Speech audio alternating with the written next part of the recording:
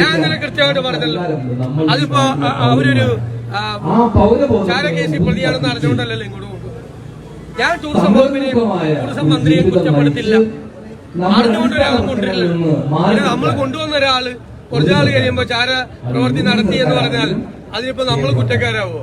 ഞാൻ ഇന്നലെ പറഞ്ഞു നമ്മുടെ കൂടെ നിന്ന് എത്ര പേര് ഫോട്ടോ എടുക്കുന്നു. ആ ഫോട്ടോ എടുക്കണ നാളെ വല്ല സ്വർണ്ണക്കള്ളക്കടത്ത് കഴിഞ്ഞിട്ട് നിങ്ങളെല്ലാം കൂടി എന്റെ അടുത്തേക്ക് അത്രയല്ല കാര്യം. അങ്ങനെ ഞങ്ങൾ ഉത്തരവാദിത്തപ്പെട്ട പ്രതിപക്ഷമാണ്. എതിർക്കേണ്ട സ്ഥലം ഞങ്ങൾക്കറിയാം. അതിനെ ഞങ്ങൾ എതിർക്കും. ആവശ്യമില്ലാത്ത കാര്യം അല്ലെന്ന്. ക്ലീൻ ചിറ്റ് അല്ല, അദ്ദേഹം കുറ്റക്കാരനല്ലല്ലോ. അദ്ദേഹം കുറ്റക്കാരല്ല, ടൂറിസം ഡിപ്പാർട്ട്മെന്റും കുറ്റക്കാരല്ല. അവര് ഒരു വ്ളോഗറെ കൊണ്ടുവന്ന സമയത്ത് അവര് ചാരപ്രവർത്തി നടത്തിയെന്ന് ഇവർക്ക് അറിയോ? ഇവർക്ക് അറിഞ്ഞാൽ ഇവർ കൊണ്ടുവരുമോ? ഒരു വ്ളോഗർ നിലയിലെ കൊണ്ടുവന്ന് പിന്നീടല്ലേ ഇന്റലിജൻസ് ഏജൻസിയും സെൻട്രൽ ഏജൻസിയും കണ്ടുപിടിച്ച് അവരൊരു ചാരപ്രവർത്തി നടത്തിയ ആളാണെന്ന്. അപ്പൊ നമ്മളെ കൂടെ നടക്കുന്ന ആളുകൾ എങ്ങനത്തെ പരിപാടിയാണ്, എന്തൊക്കെയാണ് ചെയ്യണമെന്ന് നമുക്കറിയാൻ പറ്റുമോ? നമുക്ക് പരിചയമില്ലാത്ത ആളുകൾ വരെ നമ്മുടെ കൂടെ നിൽക്കും. ഞാൻ പറഞ്ഞു, നമ്മളൊരു കല്യാണത്തിന് പോകുമ്പോൾ വധുവരന്മാരുടെ തൊട്ടപ്പുറത്ത് നിന്ന് നമ്മൾ ഫോട്ടോ എടുക്കും. തൊട്ടപ്പുറത്ത് വേറെ ആരോ നിൽക്കുന്നുണ്ട്. അത് വല്ല കുഴപ്പക്കാരനാണെങ്കിൽ അതെ നമ്മൾ ഒരുമിച്ച് പോയി ഫോട്ടോ എടുത്ത് നാളെ പറഞ്ഞിട്ട് വല്ല കാര്യമുണ്ട്?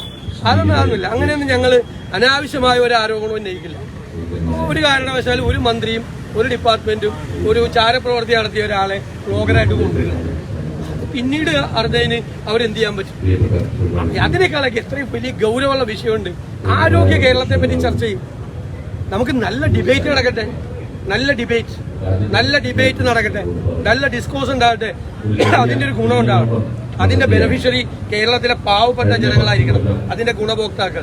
അതാണ് രാഷ്ട്രീയം. അങ്ങനെ ആയിരിക്കണം രാഷ്ട്രീയം. അതുകൊണ്ടാണ് ഞങ്ങൾ ആ വിഷയം ഫോക്കസ് ചെയ്ത് കേരളത്തിലെ ജനങ്ങളെ ഏറ്റവും പാവപ്പെട്ടവരെ ബാധിക്കുന്ന ഏറ്റവും ഗുരുതരമായ പ്രശ്നമാണ് സർക്കാർ ആശുപത്രി, മെഡിക്കൽ കോളേജ്. സർക്കാർ ആശുപത്രിയിലെ വിഷബാധയ്ക്കെതിരെ എടുത്ത കുത്തിവെപ്പ് അതിനെക്കുറിച്ച് ഗൗരവതരമായി ആ വാക്സിനെ കുറിച്ചും ആ മറ്റേ റാബീസിനെ കുറിച്ചും ഒക്കെ പരിശോധിക്കുന്നുണ്ട്. ഇതൊക്കെ എന്ത് മരുന്നാണ് കൊടുക്കുന്നത്?